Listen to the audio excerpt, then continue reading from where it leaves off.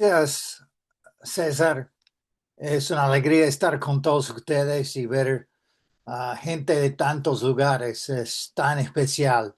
A mí me invitaron a hablar hoy de la autoridad en la iglesia. Y lo que voy a decir, lo quiero decir con un espíritu de humildad, de amor y de un deseo que seamos más, todos más como Cristo. La plaga que está destruyendo nuestras iglesias actualmente es la búsqueda de la autoridad humana, causando disturbios y división. ¿Quiénes están encargados? ¿Quién tiene el poder?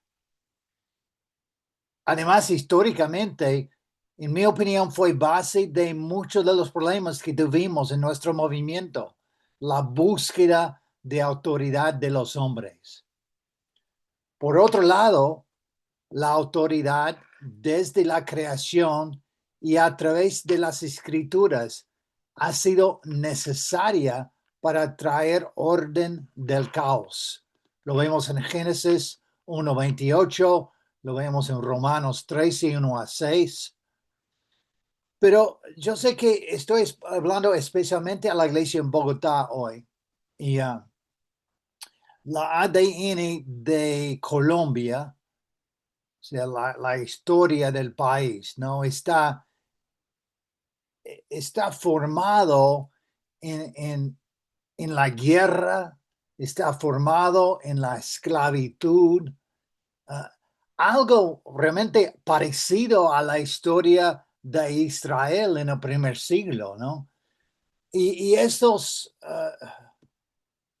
rasgos, ¿no? De guerra y que siguen continuando hasta ahora, la verdad. Eso afecta mucho a la cultura de, del país, pero también de la iglesia. Yo no estuve en Bogotá cuando la iglesia fue plantada.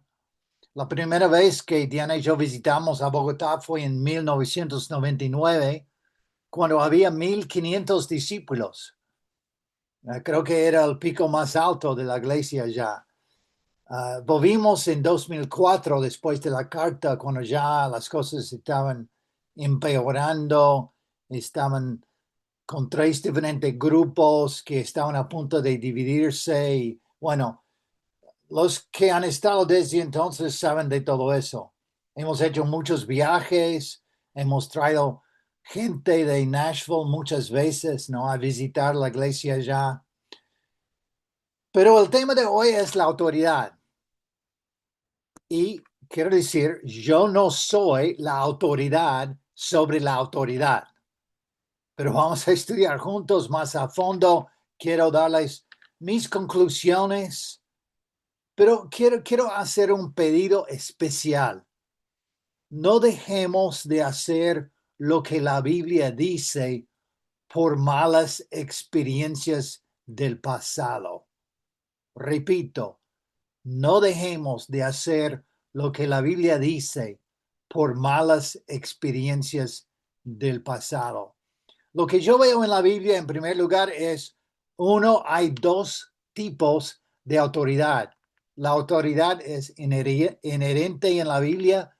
Dios tiene autoridad completa sobre su creación y Él entregó autoridad a los seres humanos sobre la creación y lo vemos también, o sea, esa distinción empezando con la linaje de Caín y el linaje de Set en las genealogías en Génesis.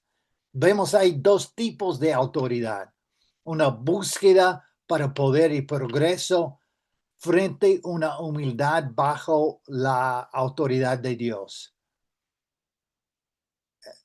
Entonces, lo que vemos son dos diferentes tipos de autoridad. Primero, yo diría la bíblica. La imagen bíblica es de manera constante la del pastor, atento, protector, proveedor, cuidador. también las imágenes utilizadas por Dios y por Cristo. Las imágenes de la autoridad son un padre, un siervo, pero siempre humilde. Pero la segunda es el mundano. Y ahí vemos modelos militar, el corporativo, las corporaciones, los entrenadores técnicos, que no se usan en la Biblia para la iglesia, pero lastimosamente muy utilizado en nuestras iglesias originalmente, estos patrones, o sea, usando los ejemplos y siguiendo los ejemplos de o sea, militares, corporativos, entrenadores. Pero lo peor de caso, o sea, el peor parte del mundano es el satánico. Es una autoridad impositiva, cruel, que infunde terror. Pero ¿qué es lo que Jesús dijo? En Lucas 22, 24 a 26, dice, tuvieron además un altercado sobre cuál de ellos sería el más importante. Y claro, cuando estás hablando de quién es el más importante, estás hablando de quién tiene el poder, ¿no? Es la misma cosa, ¿no? ¿Quién está en control? Jesús les dijo, los reyes de las naciones oprimen a sus súbditos y los que ejercen autoridad sobre ellos se llaman a sí mismos benefactores. No sea así entre ustedes. Al contrario, el mayor debe comportarse como el menor y el que manda como que el que sirve.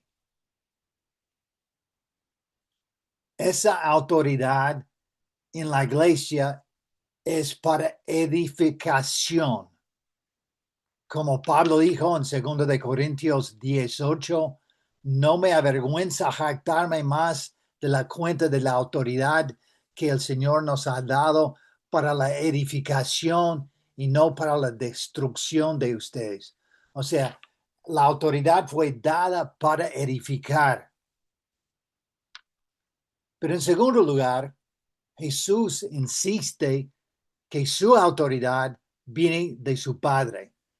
En Juan 17, 1 a 3, después que Jesús dijo esto, dirigió la mirada al cielo y oró así: Padre, ha llegado la hora. Glorifica a tu Hijo para que tu Hijo glorifique a ti, ya que le has conferido autoridad sobre todo mortal, para que Él les conceda vida eterna a todos los que le has dado. También dice algo parecido en Juan 5, 26 a 28. O sea, Jesús dice que su autoridad viene del Padre, pero también él dice en Mateo 28, 18, pasaje que todos conocemos, él mismo dice que él tiene toda autoridad. Jesús se acercó entonces a ellos y dijo, se me ha dado toda autoridad en el cielo y en la tierra. O sea, él tiene toda la autoridad. Entonces eso quiere decir ahora que Jesús es el líder, en otras palabras, es la cabeza de la iglesia. Tengo una pregunta.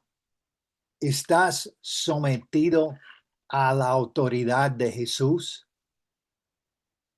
¿O solo hagas lo que tú quieras, cuando tú quieras? ¿Estás sometido a la autoridad de Jesús? En tercer lugar, Jesús dio liderazgo a los hombres en la iglesia, o podremos decir, dio autoridad a los hombres en la iglesia. En Efesios 4, 11 a 15, él mismo constituyó a unos como apóstoles, a otros profetas, a otros evangelistas, a otros pastores y maestros, a fin de capacitar al pueblo de Dios para la obra de servicio, para edificar el cuerpo de Cristo. De este modo, todos llegaremos a la unidad de la fe y del conocimiento del Hijo de Dios, a una humanidad perfecta que se conforme a la plena estatura de Cristo. Así ya no seremos niños, zarandeados por las olas y llevados de aquí para allá por todo viento de enseñanza y por la astucia y las artimañas de quienes emplean métodos engañosos. Más bien, al vivir la verdad con amor, creceremos hasta ser en todo como aquel que es la cabeza, es decir, Cristo. O sea, otra vez, Él dio autoridad, Él dio capacidades de ciertos hombres para servir en la iglesia en diferentes formas, pero con autoridad de ejercer estos trabajos. Pero siempre la visión es la madurez de la iglesia, es que seamos todos maduros y unidos buscando la misma cosa y al final llegando a ser más como Cristo. Bueno, la Biblia, la verdad, es bastante claro acerca de la autoridad. En Hebreos 13 y 17 dice, obedezcan a sus dirigentes y sométense a ellos, pues cuiden de ustedes como quienes tienen que rendir cuentas. Obedézcanlos a fin de que ellos cumplan su tarea con alegría y sin quejarse, pues el quejarse no les trae ningún provecho. Tengo otra pregunta. ¿Este versículo todavía está en tu Biblia? ¿O eres como la mujer en Carolina del Norte, un misionero con quien yo viví un tiempo, me compartió esta historia? Él había conocido a una mujer en Carolina del Norte que él estaba explicando a ella la necesidad de ser bautizado. Entonces él mencionó a Hechos 2, 36 a 38, ¿no? Como todos sabemos. Y bueno, la mujer dijo, no, dijo, eso no está en mi Biblia. Entonces ella abrió la Biblia y le mostró que con tijeras habían cortado este pasaje de su Biblia. Yo creo que hay algunos de nosotros que quieren cortar ese pasaje de nuestras Biblias, Hebreos 13 y 17, pero está ahí, ¿no? Está ahí. Número 4, Jesús manejó el tema de quién tiene la autoridad con ejemplos. En Mateo 18, en ese momento los discípulos, 18, 1 a 4, los discípulos se acercaron a Jesús y preguntaron, ¿quién es el más importante en el reino de los cielos? Y él llamó a un niño y lo puso en medio de ellos. Entonces dijo, les aseguro que a menos que ustedes cambien y se vuelven como niños, no entrarán en el reino de los cielos. Por tanto, el que se humilla como este niño será el más grande en el reino de los cielos. Otra vez siempre, o sea, cuando estamos hablando de quién es el más importante, estamos hablando de quién tiene la autoridad, ¿no? ¿Quién está encargado, ¿no? Eso es la disputa siempre entre los discípulos de Jesús. Y vemos que no hemos cambiado mucho, ¿no? En tantos años. Seguimos buscando, discutiendo la misma cosa. Pero hay un texto bien interesante. El segundo ejemplo. En Mateo 8, 8 a 10. Es una, es un, ni es un judío, es un cinturón romano.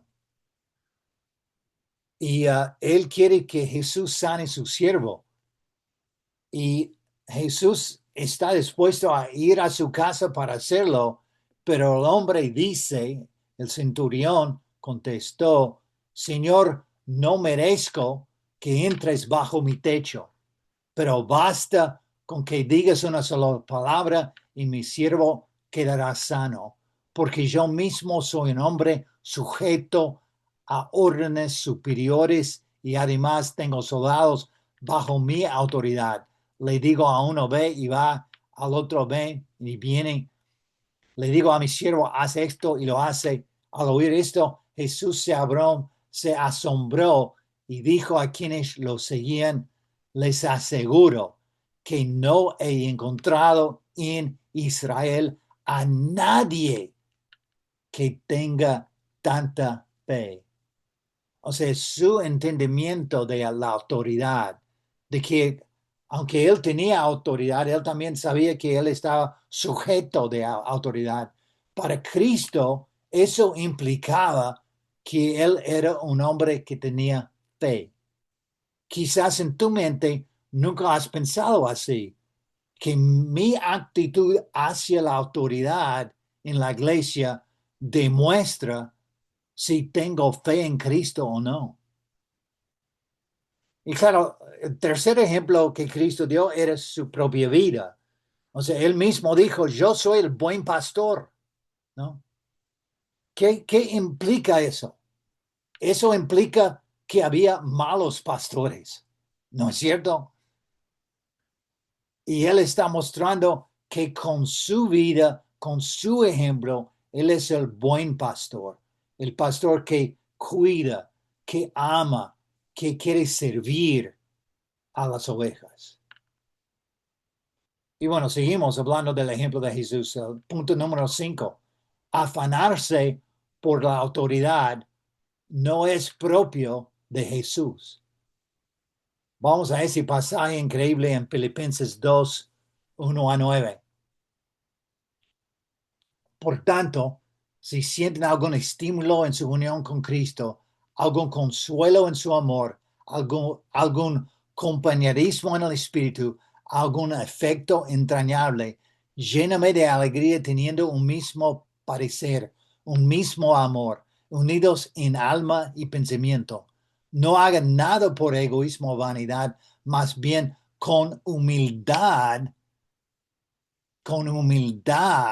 consideran a los demás como superiores a ustedes mismos.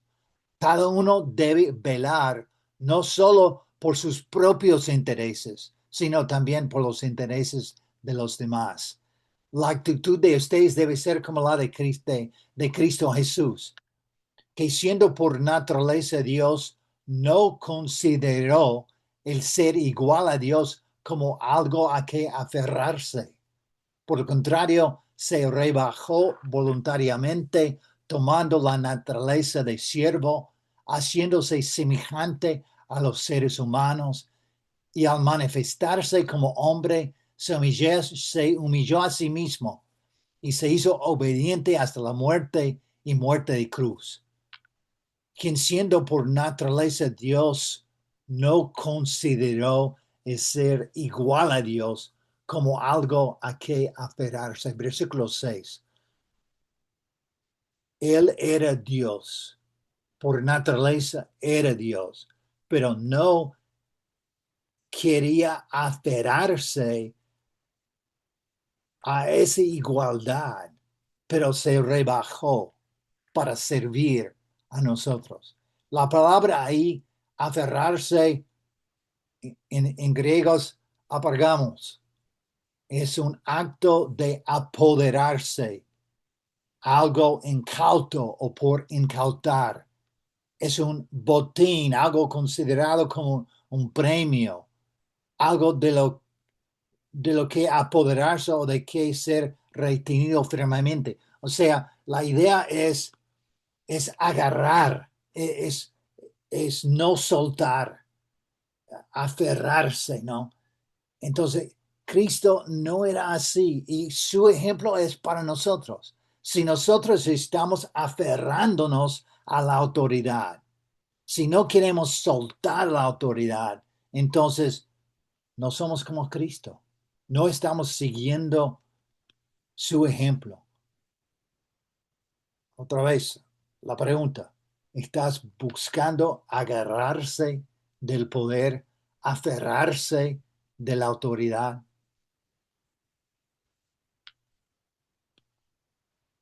Y bueno, al final, número 6, la palabra de Dios es la base de autoridad en la iglesia hoy. Es uno de los principios básicos, ¿no? De la iglesia. que, que la autoridad nuestra son las escrituras. Estudiamos las escrituras. Queremos presentar las escrituras en una forma que ayude a las personas. En resumen, hay 6 puntos. Hay 2 tipos de autoridad. Número 2, Jesús insiste que su autoridad viene de su Padre. 3, Jesús dio liderazgo a los hombres en la iglesia. 4, Jesús manejó el tema de quién tiene la autoridad con ejemplos. El afanarse, 5, por la autoridad no es propio de Jesús. Y número 6, la palabra de Dios es la base de autoridad en la iglesia hoy. Entonces, ¿qué implica todo eso? ¿No? Eso es lo que yo veo en la Biblia.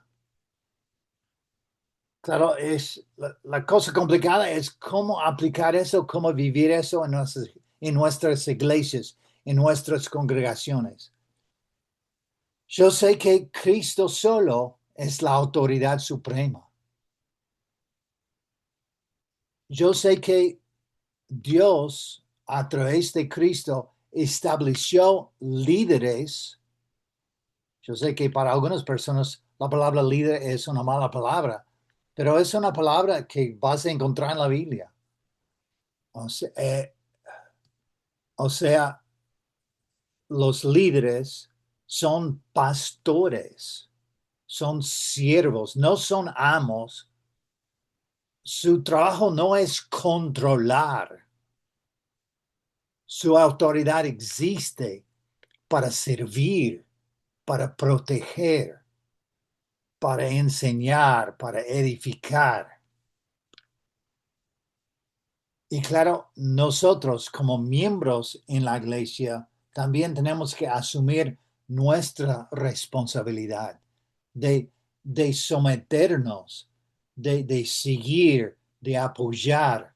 Claro, hay tiempos en los cuales tenemos que decir la verdad a alguien que está en liderazgo, ¿no? Pero siempre con humildad, siempre con respeto, ¿no?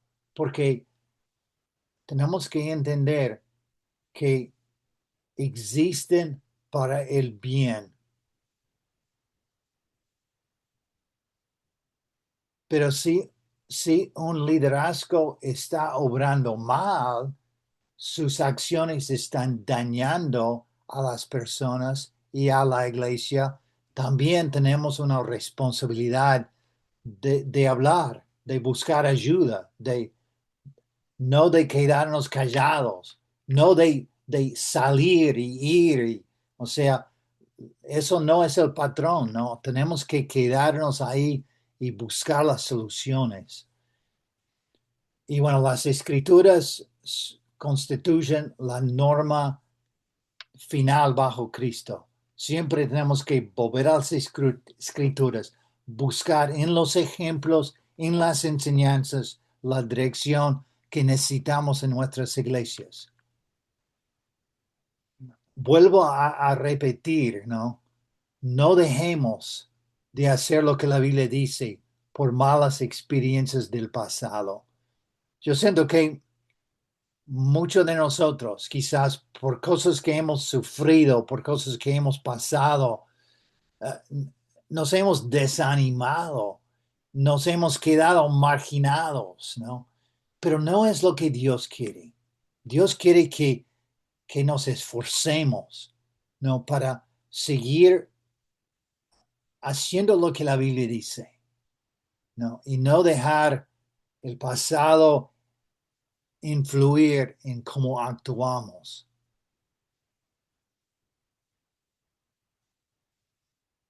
Eso es lo que quería compartir con ustedes hoy, hermanos. Oren conmigo, por favor. Padre Santo, te doy gracias por este tiempo. Te doy gracias por poder comunicar a los hermanos estas cosas que para mí son muy importantes. Pido que trabajes fuertemente en todas nuestras congregaciones, en todo el mundo, en Sudamérica, aquí en los Estados Unidos, en la China, en África, en todas partes, Padre. Todos necesitamos tu ayuda. Oramos en el nombre de Cristo. Amén.